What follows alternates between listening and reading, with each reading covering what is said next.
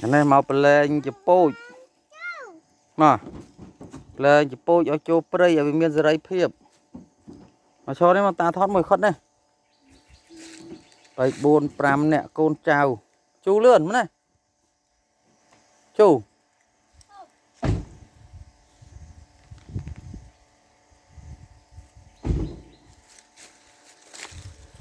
cho đấy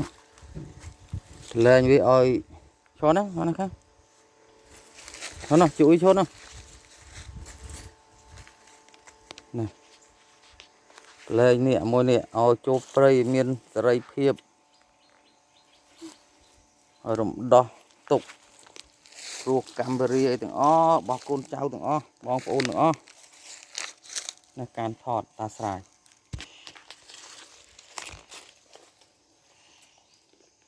ở tàu miền rô cái này viên nó ta xài làm tam thọt biết cháu nó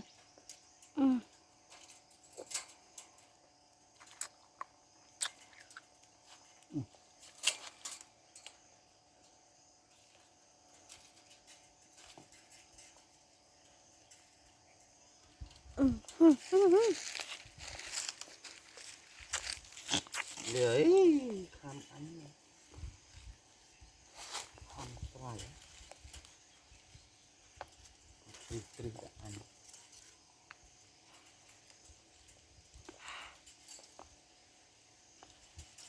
rồi một thẻ bóng ôn về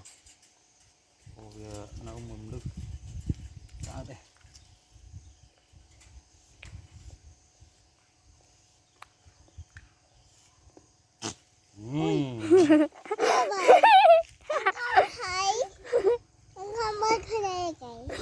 Ghê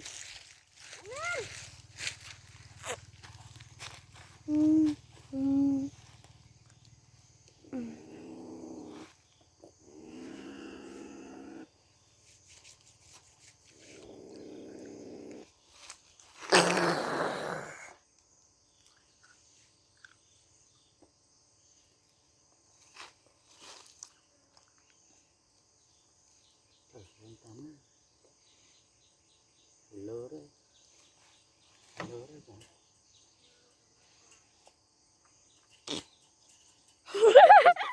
lơ nhà hết nè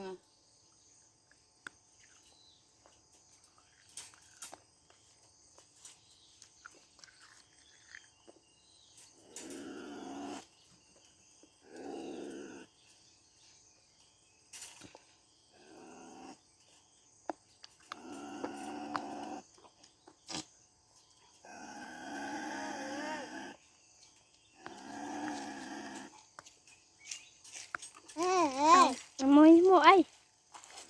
gì nè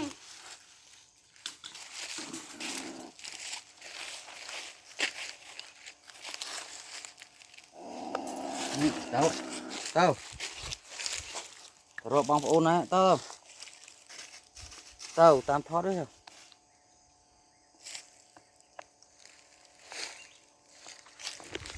tao tao tao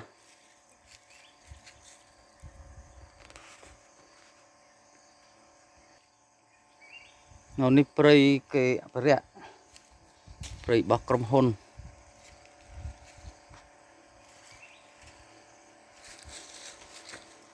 rồi có ma chết sẽ chăng con nào đây lượt mấy à